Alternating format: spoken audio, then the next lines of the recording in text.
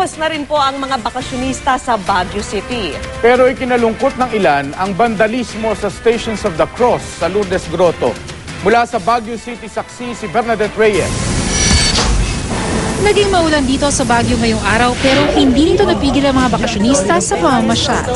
Siguro magpo-food trip kami, tapos gagalagal, ikot-ikot sa lugar. Dito lang sa Burnham Park, samot-saring pagkain ang mabibili kahit kumagat na ang dilim. May street food tulad ng shawarma na tamang-tama raw sa malamig na panahon. May machine po kami. Ano yan? Machine. Kaya? Mainit po. Yun po yung nagpapalabas ng init ng shawarma. At kahit gabi na, tuloy rin ang mga nakagisnang activities dito tulad ng boat ride. Okay naman ho ang kita namin sa ngayon dahil mahal na araw. Ito ang pagkakataon ng Baguio, lahat ng mga business establishments na para lumakas.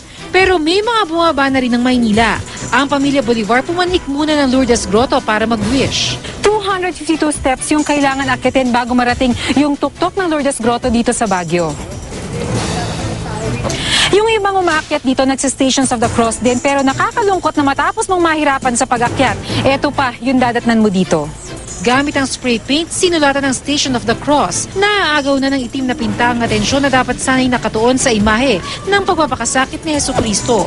Ang ibang bahagi ng grotto, nabahiran din ng vandalismo. Madidisappoint ka kasi Holy Week pa naman ngayon tapos nagkakaroon ng ganyan mga vandalism. Nagkakaroon ako ng galit sa loob ng puso ko. Ganon. Nakaka-apekto yun kasi nawawala ako sa konsentrasyon. Ipapaayos daw na namamahala sa grotto ang naturang tableya. Mula rito sa Baguio City, ako si Bernadette Reyes, ang inyong saksi.